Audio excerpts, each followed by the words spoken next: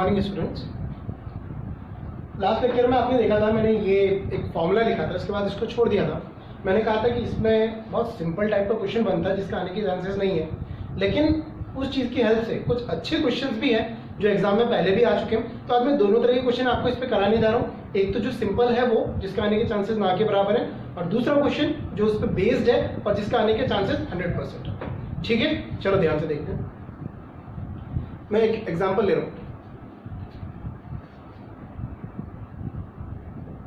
Find the HCF and LCM of 26 and 91 and prove the above relation। यानी ये easy वाला question है जो मैं आपको बता रहा था। सबसे पहले हम लोग क्या करेंगे, इसमें हम यहाँ से इन दोनों नंबर के HCF भी निकालेंगे, LCM भी निकालेंगे, और फिर इस फॉर्मूले से इसको प्रूव भी करके देखेंगे कि ये फॉर्मूले में प्रूफ हो रहा है कि नहीं हो रहा है। ठीक है, चलो देखते हैं। ये सिंपल वाला क्वेश्चन है जिसकी मैंने बोला था चांसेस कम है आने के या नहीं है। ठीक है, उसके बाद दूसरा वाला जो इंपॉर्टेंट है वो करूँगा। ठीक है, चलो देखते हैं। वही प्राइम फैक्टराइजेशन मेथड लगाने वाले हैं हम यहाँ पे।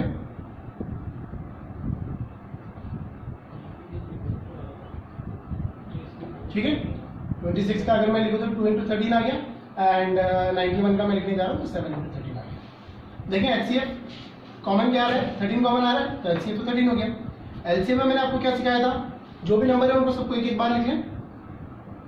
2 मैक्सिमम कितनी बार है, एक बार ये। 7 मैक्सिमम कितनी बार है, एक बार ये। 13 मैक्सिमम कितनी बार है, एक बार ये। मत बोलना 2 बार, किसी एक में देखते हैं कितनी बार। इसमें भी एक बार, इसमें भी एक बार, एक ही बार। तो इसको सॉल्व करने पे ये हमारा कितना आ गया, 180। ठीक है, अभी सिर्फ मैंने ये करा, मुझे रिलेशन वेरीफाई करना है। तो वेरीफाई करने के लिए हम क्या करने वाले हैं,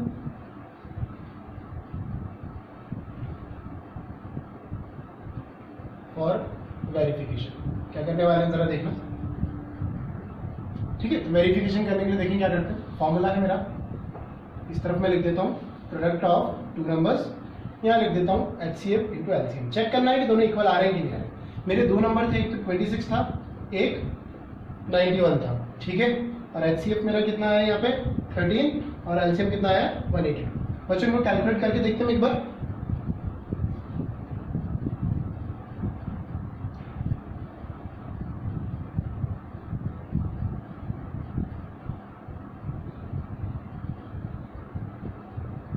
टू 3 डबल 6 ये तो इसका आ गया, उसको भी देखते हैं।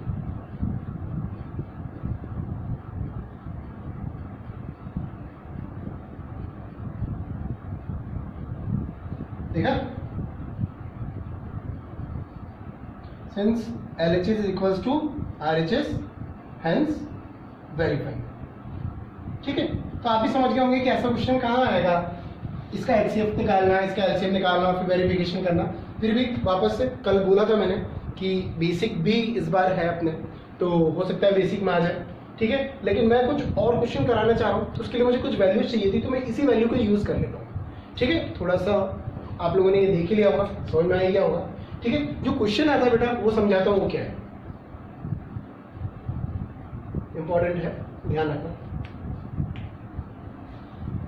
ये 2 नंबर लेते हैं अपन, 26 और 91। ठीक है, इन्हीं की बात करेंगे। HCF कितना निकाला था अपन ने 13, LCM कितना आया था 180। तो क्वेश्चन ये आता है, क्या 13 और 182 किसी 2 नंबर के HCF और LCM हो सकते हैं। कोई वैल्यूज नहीं दी जाएगी, कुछ भी नहीं दी जाएगी। क्वेश्चन देखना, check whether 13 and 182 are the HCF and LCM respectively of any 2 numbers। ठीक है, इसको मैं हटा देता हूँ, मुझे इसकी जरूरत नहीं है। क्वेश्चन आप समझ गए होंगे किस तरह का क्वेश्चन है। पहले 2 नंबर दे रखे थे, उससे हमने HCF निकाल लिया, LCM निकाल लिया, उसको हमने क्या कर दिया, वेरीफाई कर दिया। दूसरा जो इंपॉर्टेंट क्वेश्चन है वो किस बेसिस पे बनता है, वो आपको HCF दे दिया और LCM दे दिया, और ये बताना है कि क्या ये किसी 2 नंबर के HCF और LCM है। मैं इसको हटा देता हूं।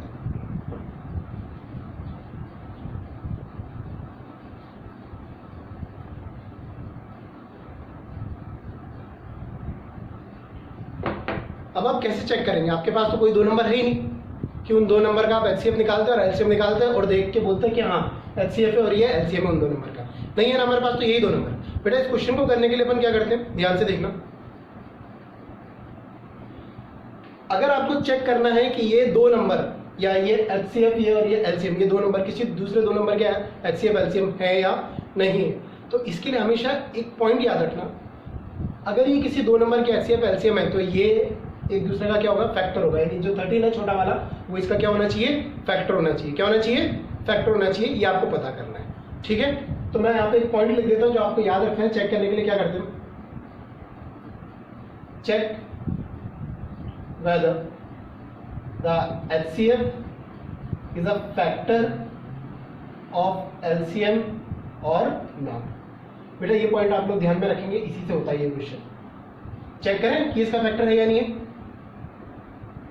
182 को मैं 13 से डिवाइड करके देख लेता हूँ।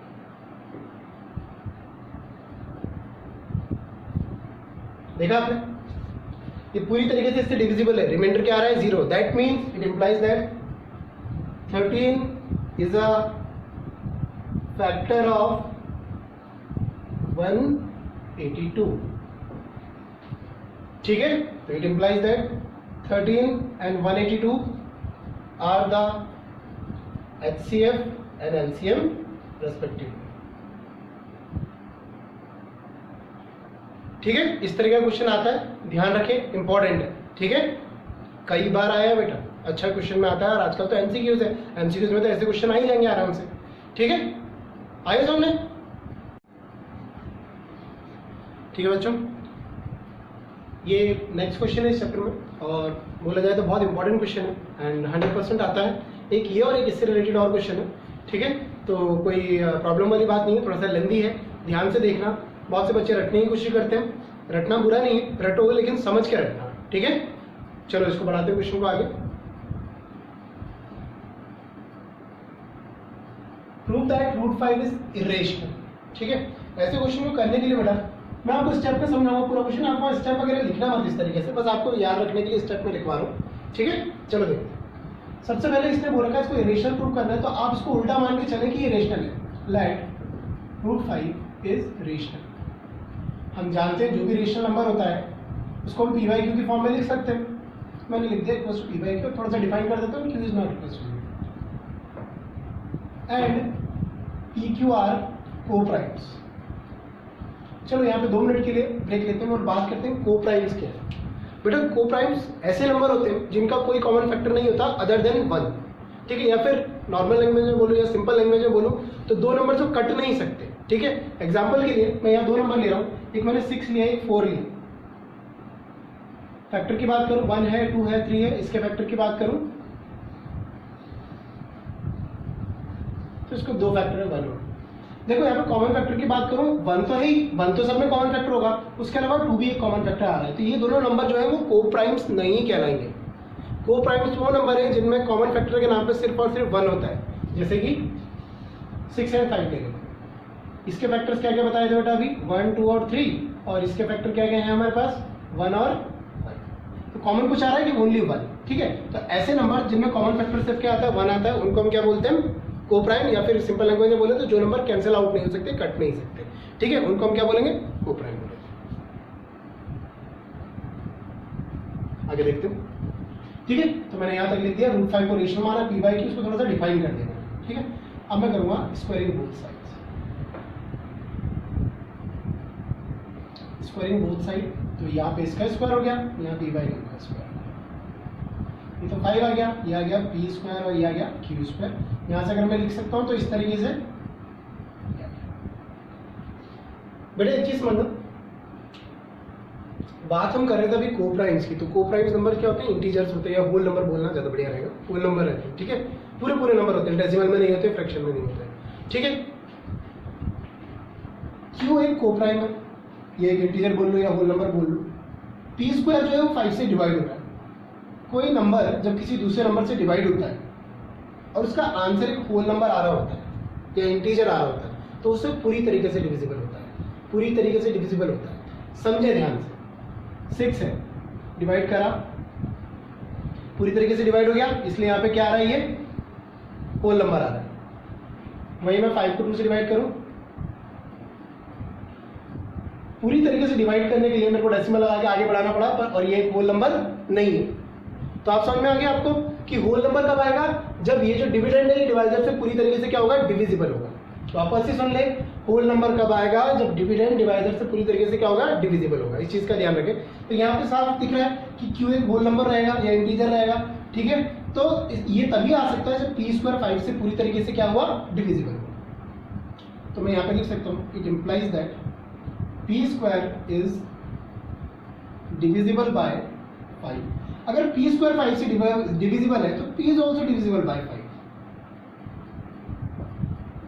अगर किसी नंबर का स्क्वायर डिवाइड हो रहा है तो वो सिंगल नंबर भी डिवाइड आराम से हो जाएगा, ठीक है। इसको हम फर्स्ट ले लेते हैं, इस वाले को हम सेकंड। अच्छा ठीक है, मैं बोल रहा हूँ p इज डिविजिबल बाय 5, यहाँ मैं बोलता हूँ 6 इज डिविजिबल बाय 2, समझाने के लिए बता रहा हूँ। अगर 6 2 से डिविजिबल है तो 6 की क्या वैल्यू होगी, 2 इंटू समथिंग होगी ना। तो ऐसे अगर p इज डिविजिबल बाय 5 है तो p is equals to 5 into something, और उस समथिंग को मैंने क्या सपोज कर लिया, m, where m is any integer. तो m क्या हो जाएगा, एक इंटीजर हो जाएगा, ठीक है। यहाँ तक कोई दिक्कत। चलो अब इसको अपन पुट करते हैं, पुट इन फर्स्ट में डाला तो q square is equals to p की वैल्यू है 5m, 5m का स्क्वायर, तो नीचे क्या चल रहा है 5, ठीक है। इसको रब कर देता हूं क्योंकि जितनी जरूरत थी वो आपने यहाँ देख लिया, आपको समझ में आ गया होगा। आगे बढ़ाते हूँ, थोड़ा सा सॉल्व करेंगे। q square is equals to 5 का स्क्वायर तो 25 हो गया, और m का कितना हो जाएगा, m स्क्वायर अपॉन 5, ये इससे कैंसिल हो गया, ठीक है। यहां से मुझे क्या मिला, q square upon 5 is equals to m square. वापस से वही चीज रिपीट होगी, जरा ध्यान से देखो। अभी आपने बताया m एक इंटीजर है, जब q स्क्वायर को 5 से मैंने डिवाइड किया तो एक इंटीजर आया या फिर एक होल नंबर आया। इसका मतलब ये q स्क्वायर जो है वो 5 से पूरी तरीके से क्या हो रहा होगा, डिविजिबल हो रहा होगा। वहां भी हमने यही बात बोली थी, m एक इंटीजर है, जब दो नंबर को डिवाइड कर रहा हूँ आंसर में इंटीजर या होल नंबर आ रहा है तो इसका मतलब ये वाला जो डिविडेंड है वो डिवाइडर से पूरी तरीके से डिविजिबल है। It implies that q square is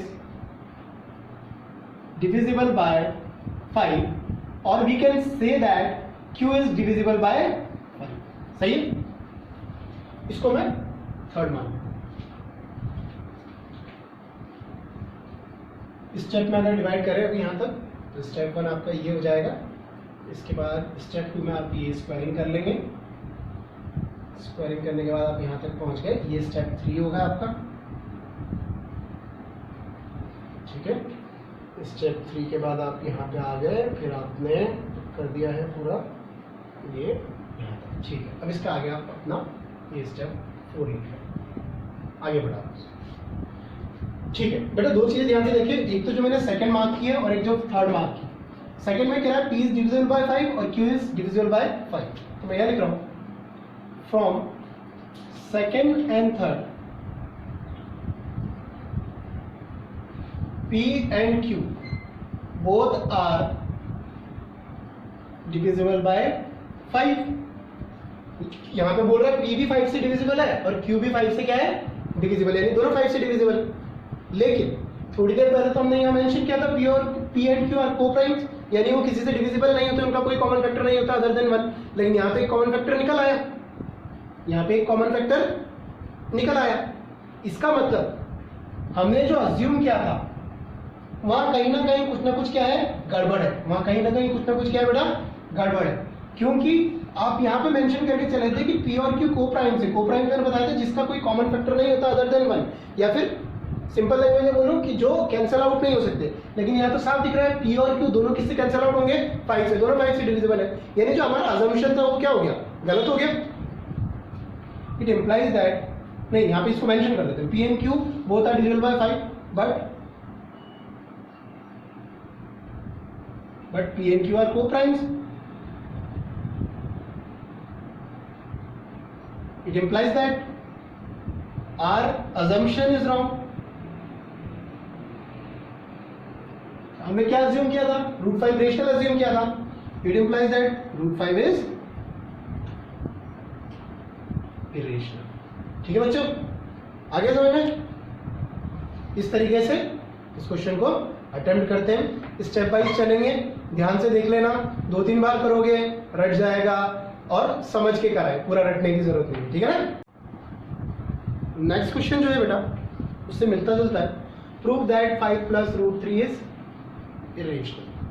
prove that 5 + √3 is irrational. बेटा पहले क्वेश्चन यहीं तक लिखा हुआ था, लेकिन बाद में जब कुछ लोगों ने इस पे ऑब्जेक्शन किया कि अगर ऐसा रहेगा तो पहले √3 को पूरा का पूरा इरेशनल प्रूव करके और फिर करना पड़ेगा तो बहुत लेंदी हो जाएगा, तो उन्होंने फिर इसमें थोड़ा सा ऐड ऑन किया और आगे बढ़ा दिया गिवन दैट √3 इज इरेशनल। बेटा इसमें 2 क्वेश्चन बन सकते हैं, ठीक है, बता देता हूँ अभी। ऐसे क्वेश्चन को करने के लिए सेम हमें वही चीज करनी है,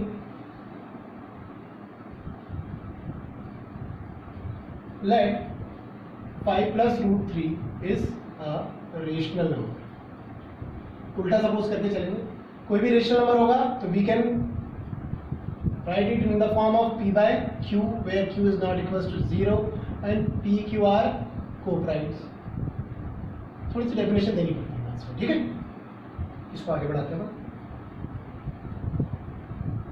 √3 = p/q प्लस क्या करें, सिंपल बस 5 को उधर लिख के लगे, सॉरी, अच्छा ये माइनस, ठीक है। इसको देख लूं तो अभी माना है p/q एक रेशनल नंबर है, 5 हम जानते हैं कि रेशनल नंबर है।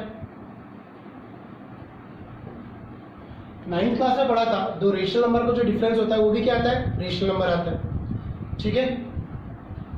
यानी इन दोनों का जो आंसर आएगा वो क्या आएगा, रेशनल आएगा। बट वहां पे मेंशन है इस जगह पे कि √3 तो एक इरेशनल नंबर है, तो इरेशनल रेशनल के इक्वल कैसे हो सकता है, तो इसका मतलब अपना अजम्पशन गलत हो गया ना, ठीक है। तो बेटा इसको इस तरीके से वहां नहीं लिखना है, मैं सिर्फ समझाने के लिए बता रहा था, इसको कैसे लिखेंगे जरा देखें।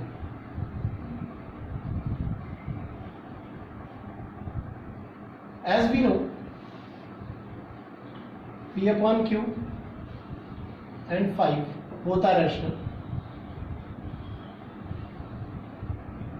and difference of 2 rational numbers is a rational number, ठीक है। इसके बेसिस पे लिखने जा रहा हूं, इन दोनों का जो रिजल्ट आएगा वो क्या आएगा, एक rational. But it is given that √3 is irrational, ये तो दे रखा है, इसका मतलब हमारा अजम्पशन गलत है, it implies that our assumption is wrong, therefore we can say that 5 + √3 is irrational। ठीक है बच्चों, क्लियर हो गया, इजी था, उससे तो इजी है, लेकिन वो जो आएगा वो ज्यादा मार्क्स में आएगा, ये आएगा कम मार्क्स में, और यहाँ पे गिवन होगा √3 is irrational। इसके साथ साथ जो मैं बोल रहा था कि एक और क्वेश्चन बन सकता है, इसमें घबराने की जरूरत नहीं, जैसे कि 5 + √3 है ना, ऐसा 5 √3 बन जाएगा। Prove that 5 √3 is irrational given that √3 is irrational. तो आपको क्या करना है, आप वही करेंगे, इसको क्या लिखेंगे, p/q, ठीक है, और यहाँ पे अपन डिफाइन कर देंगे आगे, q is not equal to 0, p and q are co-primes and all, ठीक है। तो आपने लिख दिया इसको p/q के बराबर, आप 5 को नीचे ले गए, तो मैं लिख सकता हूं भाई p/q/5। अब मैं जानता हूं p/q भी एक रेशनल नंबर है और 5 भी क्या है, एक रेशनल नंबर है, और 2 रेशनल नंबर को आप जब डिवाइड करते हो तभी आंसर क्या आता है, रेशनल ही आता है। तो p/q and 5 both are rational number and division of 2 rational number is also a rational number. It implies that root 3 equals to rational, but it is given that root 3 is irrational. यहाँ भी same चीज हुई. It implies that our assumption is